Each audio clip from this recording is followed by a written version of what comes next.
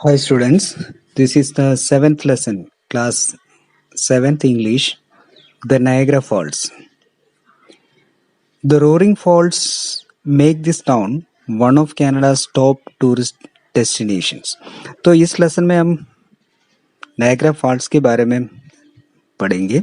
Niagara false दुनिया का सबसे मशहूर फॉल्स में से एक है, वाटर फॉल्स में से एक है। ये कनाडा की सबसे बड़े टूरिस्ट डेस्टिनेशन है। लोग इधर जाता है, काफी संख्या में लोग। It's a busy spot. About 12 million people visit annually and you will hear and see people from all over the world. इधर एक साल में करीब 12 मिलियन लोग आता है अलग अलग देशों से। अगर आप कनाडा की नायग्रा फॉल्स में गया तो आप अलग अलग देशों की भाषा सुन सकते हैं, अलग अलग लोगों को देख सकते हैं, अलग अलग देशों के लोगों को देख सकते हैं। तो 12 मिलियन मीन्स 1 मिलियन 10 लाख होता है। तो 12 मिलियन एक महीने में उधर 10 लाख से ज्यादा लोग जाता है। The falls themselves spanning the Niagara River between Ontario and Upper New York are very impressive, particularly Canadian Horseshoe Falls. तो ये फॉल्स कहाँ से कहाँ तक है? कनाडा की ओंटारियो से लेके जो नायग्रा नदी के अक्रॉस में, एक साइड में यूएसए है, दूसरे साइड में कनाडा है। तो कनाडा की ओंटारियो से लेके अपर न्यूयॉर्क तक जो है, अपर न्यूयॉर्क अमेरिका में है, यूएसए में है, उधर तक का इलाके बहुत ही इम्प्रेसिव है, बहुत ही लाजवाब है।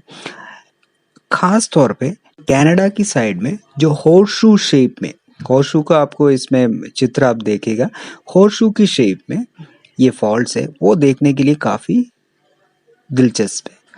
They look good by and by night. दिन या रात को कभी भी जाओ, ये देखने के लिए बहुत ही खूबसूरत है। When colorful spotlight flicker across the misty foam, जब इसमें क्या होता है, आर्टिफिशियली कलर लाइट्स वगैरह लगा रखा है। इसको और खूबसूरत बनाने के लिए, रात के समय पे इसको देखने के लिए ज्यादा खूबसूरत बनाने के लिए इसमें कलर लाइट्स वगैरह फिट किया हुआ है। इससे काफी इसकी खूबसूरती और बढ़ जाता है। Even in winter, when the floor is partially in and edges frozen, solid like a freezed frame film, it is quite spectacle.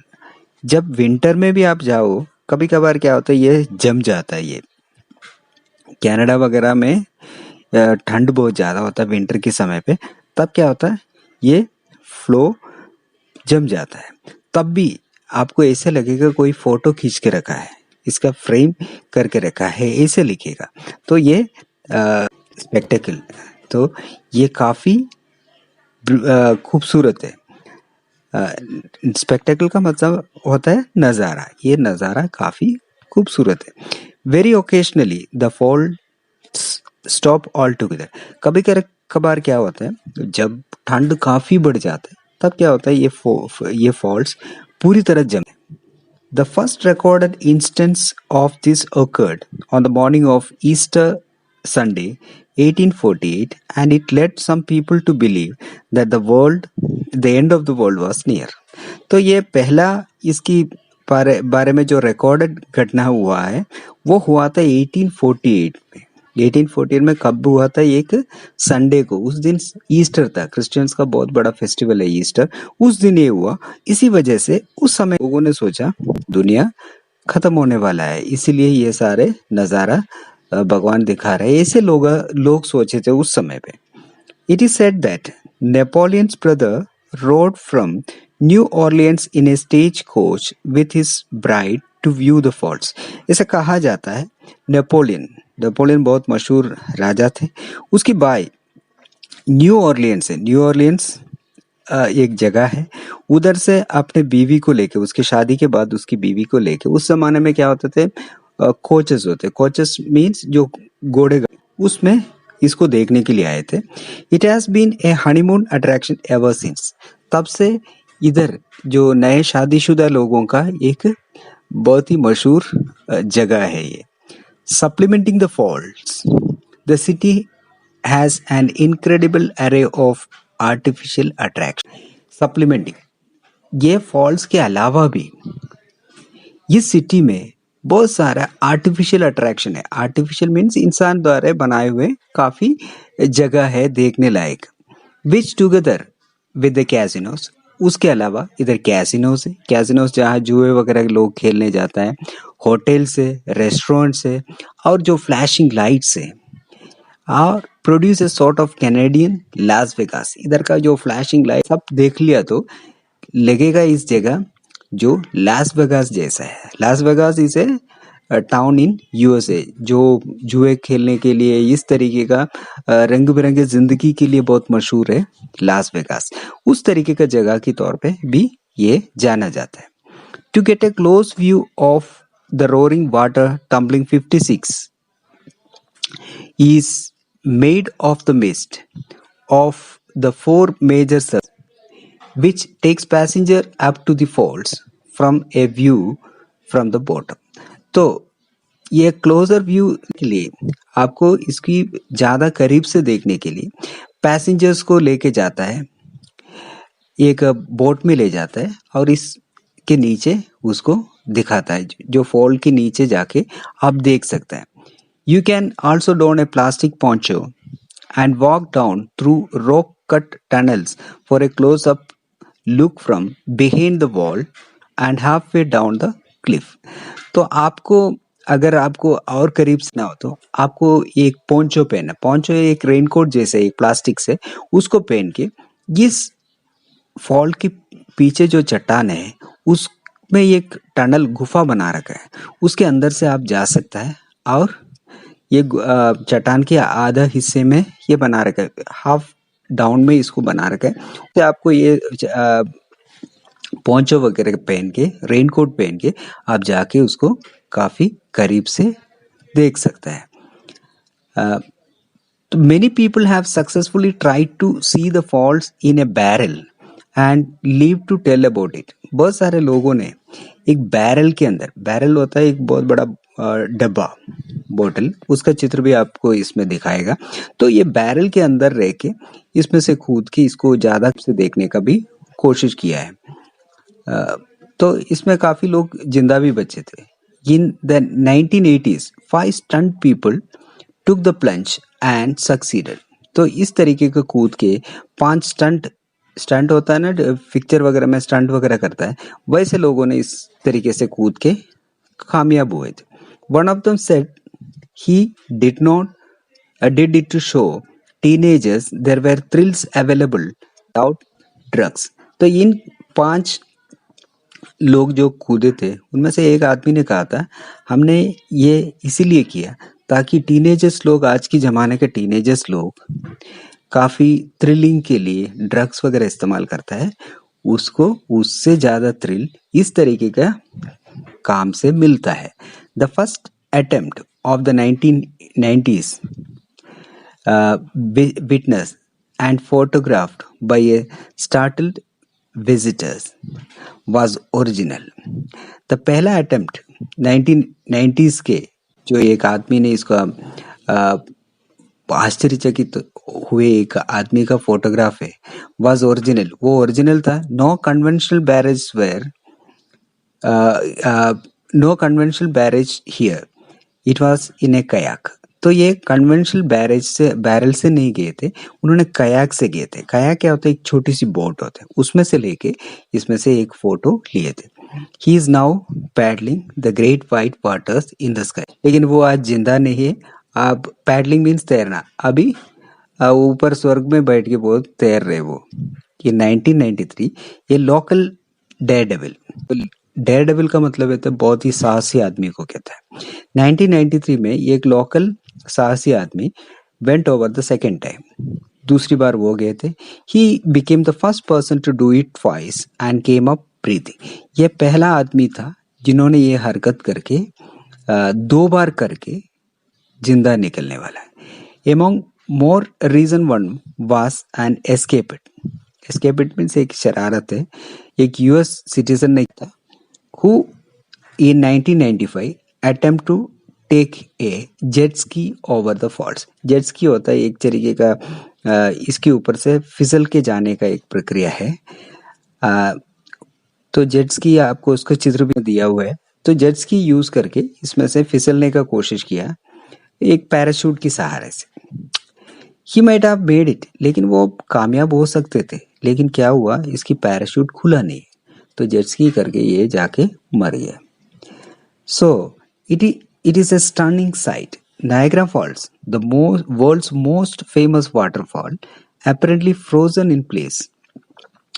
तो दुनिया का सबसे मशहूर फॉल्स है, वाटरफॉल में सबसे मशहूर है नायग्रा फॉल्स। तो ये अलग अलग जगह पे फ्रोज हो जाता है, फ्रीज हो जाता है, बर्फ बन जाता है। The icy spectacle brought on by weeks of severe cold has drawn a steady flow of interpret tourist. तो काफी समय से इधर सीवियर कोल्ड पड़ रहे थे, तब काफी, इंटरप्रेट का मतलब है विदाउट फियर, जिनमें डर नहीं होते, हिम्मतवर लोग इधर आए थे। But is it really frozen? क्या सच में ये पूरी जम जाता है? नॉट एग्जैक्टली, लेकिन ये पूरी तरह जम नहीं पाता है। Here is a brief explanation of what really happens when the mighty Niagara appears to form a crystalline cascade. तो इसका एक explanation ये है, ये कैसे होता है। ये जब क्रिस्टलाइन का मतलब है कांच की जैसे, कैस्केड झरना जो कांच की जैसे बन जाता है, तो उस समय पे क्या सच में होता है? A river runs through it. For the second straight winter, the frigid weather in the western New York State and lower Ontario has frozen vast section of the US side of Niagara Falls. तो 2 साल तक बहुत सर्दी बढ़ गए थे, तो western New York state और लोअर ओंटारियो में ये काफी दिनों से चला था। तो हुआ यूएस साइड का जो नायग्रा फॉल्स है वो जम गए थे, known as the American Falls. इस यूएस साइड में जो नायग्रा फॉल्स है उसका अमेरिकन फॉल्स भी कहते हैं। And the Canadian side known as the horseshoe fall. Canada की साइड में जो फॉल्स है उसको हम होर्सशू फॉल्स कहते हैं, बिकॉज ऑफ इट्स शेप, क्योंकि होर्सशू के शेप में होने की वजह से। But the water never actually stops flowing underneath. लेकिन ये ऊपर से गया तो भी अंदर से पानी बहते रहता है। That is no accident. The Niagara River is an important source of hydropower. Hydropower means जो पानी से इलेक्ट्रिसिटी प्रोड्यूस करने के लिए हम कहते हैं hydropower. So a long ice boom made of steel catches any iceberg. तो क्या होता है, ये पानी होना चाहिए हाइड्रो इलेक्ट्रिसिटी प्रोड्यूस करने के लिए। जो पानी गिरने के बाद टर्बाइन के ऊपर गिरेगा, तब ये टर्बाइन घूम के ये इलेक्ट्रिसिटी प्रोड्यूस होता है। तब ये क्या करता है, एक बूम रख के ये आइस वगैरह को रोक लेता है। स्टील का जो एक बाधा है उसको रख के आइस को रोक लेते हैं।